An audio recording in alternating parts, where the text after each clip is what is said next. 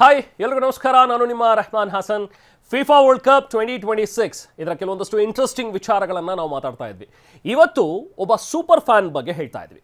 ನಾವು ಕ್ರಿಕೆಟ್ನಲ್ಲಿ ಸಚಿನ್, ಧೋನಿ ಅವ್ರ ಸೂಪರ್ ಫ್ಯಾನ್ಗಳನ್ನು ನೋಡಿದ್ದೀವಿ. ಅವ್ರ ಪ್ರತಿ ಮ್ಯಾಚ್ಗಳಲ್ಲೂ ಕೂಡ ಬರ್ತಾರೆ, ಟೀಮ್ ಇಂಡಿಯಾಗೆ ಹೇಗೆ ಚೇರ್ ಅಪ್ ಮಾಡ್ತಾರೆ ಎಲ್ಲವನ್ನೂ ಕೂಡ ನಾವು ನೋಡಿರ್ತೀವಿ.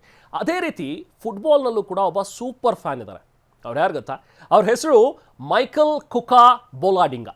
ಎಸ್, ಸ್ವಲ್ಪ ಹೆಸರು ಬೇರೆ ಥರ ಅಂತ ಅನಿಸಿದ್ರು ಕೂಡ, ಯಾಕಂದರೆ ಇವರು ಕಾಂಗೋ ದೇಶದವರು. ಸೊ ಹಾಗಾಗಿ ಇವರು DR ಕಾಂಗೋ ಟೀಮ್ನ ಸೂಪರ್ ಫ್ಯಾನ್.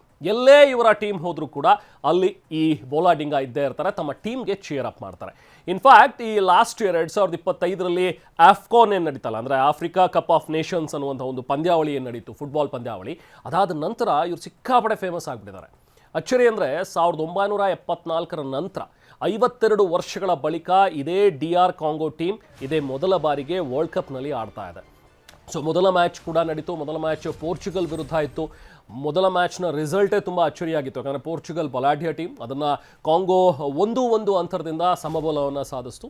ಸ್ವಲ್ಪ ನಿರಾಸೆ ಆಯಿತು, ಗೆಲ್ಲಬಹುದಾಗಿತ್ತೇನೋ ಅನ್ನುವಂಥದ್ರ ಬಗ್ಗೆ ಎಲ್ಲರೂ ಕೂಡ ಆಸೆಗಳನ್ನು ಇಟ್ಕೊಂಡಿದ್ರು. ಬಟ್ 1-1 ಆಗಿ ಡ್ರಾ, ಹೆಚ್ಚಿನ ಪಂದ್ಯಗಳನ್ನು ನಾವು ಗಮನಿಸ್ತೀವಿ ಫುಟ್ಬಾಲಲ್ಲಿ, ಡ್ರಾ ಆಗ್ತಾ ಇರುತ್ತೆ.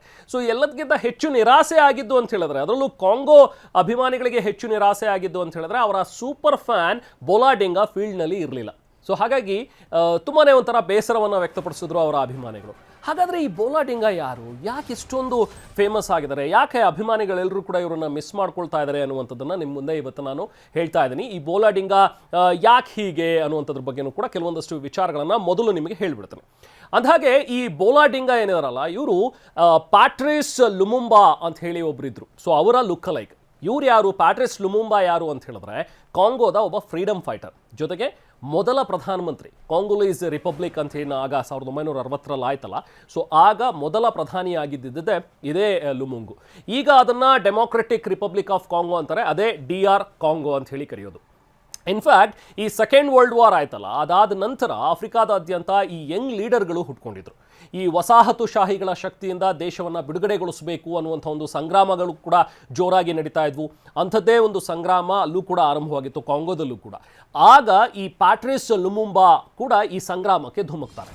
ಸೊ ಈ ಕಾಂಗೋಲೀಸ್ ನ್ಯಾಷನಲ್ ಮೂವ್ಮೆಂಟ್ ಅಂತ ಹೇಳಿ ಒಂದು ಪಕ್ಷವನ್ನು ಕೂಡ ಸ್ಥಾಪಿಸಿ ಒಂದು ಹೋರಾಟವನ್ನು ಇವರು ಆರಂಭಿಸ್ತಾರೆ. ಅದಾದ ನಂತರ ಈ ಬೆಲ್ಜಿಯಂ ವಸಾಹತುಶಾಹಿಗಳಿಂದ ಈ ಕಾಂಗೋವನ್ನು ಮುಕ್ತಗೊಳಿಸುವಲ್ಲಿ ಇವರ ಪಾತ್ರ ಬಹಳ ಹಿರಿದಾಗಿರುತ್ತೆ. ಸೊ ಕೊನೆಗೆ 27 ಜನವರಿ 1960 ಈ ಕಾಂಗೋಲೀಸ್ ರಿಪಬ್ಲಿಕ್ ಅಂತ ಹೇಳಿ ಒಂದು ಸ್ವತಂತ್ರ ದೇಶವಾಗಿ ಘೋಷಣೆ ಆಗುತ್ತೆ. ಅದಾದ ನಂತರ ಅದೇ 1960 ಕಾಂಗೋಲೀಸ್ ರಿಪಬ್ಲಿಕ್ನ ಎಲೆಕ್ಷನ್ನಲ್ಲಿ ಗೆದ್ದು ಮೊದಲ ಪ್ರಧಾನಿಯಾಗಿ ಲುಮುಂಬಾ ಅವರು ಆಯ್ಕೆಯಾಗ್ತಾರೆ.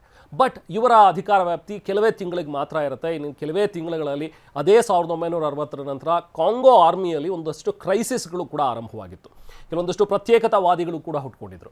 ಅದರಿಂದಾಗಿ ಈ ಪ್ಯಾಟ್ರಿಸ್ ಲುಮುಂಬಾ ಅನ್ನೋರು ದೇಶ ಬಿಟ್ಟು ಓಡ್ ಹೋಗಬೇಕಾದಂಥ ಒಂದು ಪರಿಸ್ಥಿತಿ ನಿರ್ಮಾಣವಾಗುತ್ತೆ. ಸೊ ಆಗ ಈ ಮೊಬೋಟು ಸೆಸೆ ಸೆಕೋ ಅನ್ನುವಂಥವ್ರು ಒಬ್ರು ಇರ್ತಾರೆ. ಅವರ ಆದೇಶದ ಮೇಲೆ ಈ ಪ್ಯಾಟ್ರಿಸ್ ಲುಮುಂಬಾ ಅವರನ್ನ ಅರೆಸ್ಟ್ ಮಾಡಲಾಗುತ್ತೆ. ಈ ಮೊಬೋಟು ಸೆಸೆ ಸೆಕೋ ಯಾರು ಅಂತ ಹೇಳಿದ್ರೆ, ಇವರು ಕಾಂಗೋ ರಿಪಬ್ಲಿಕ್ನ 2ನೇ ಪ್ರೆಸಿಡೆಂಟ್ ಆಗಿದ್ದಂಥವ್ರು.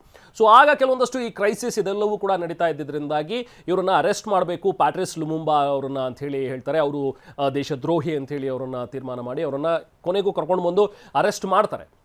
ಬಟ್ ವಿಪರ್ಯಾಸ ಅಂತ ಹೇಳಿದ್ರೆ, ಇದೇ ಪ್ಯಾಟ್ರಿಸ್ ಲುಮುಂಬಾ ಅವರನ್ನ ಹತ್ಯೆ ಕೂಡ ಮಾಡಲಾಗುತ್ತೆ.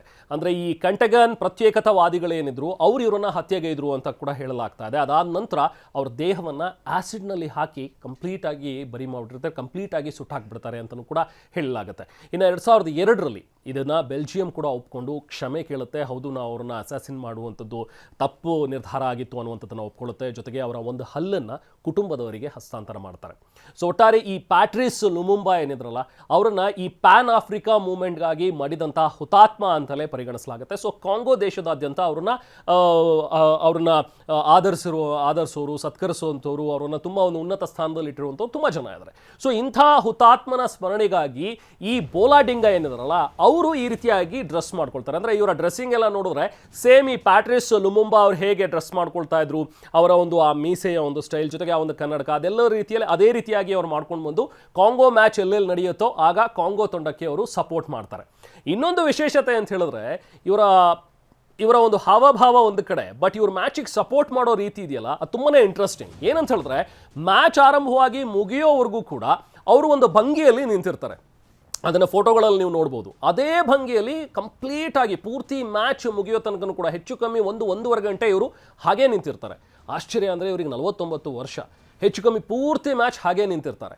ಈ ಬೋಲಾಡಿಂಗನನ್ನು ಸ್ಟ್ಯಾಚ್ಯೂ ಮ್ಯಾನ್ ಅಂತಲೇ ಕರೆಯಲಾಗುತ್ತೆ. ಅದೇ ರೀತಿಯಾಗಿ ಇವರೀಗ ಫೇಮಸ್ ಆಗ್ತಾ ಇದ್ದಾರೆ.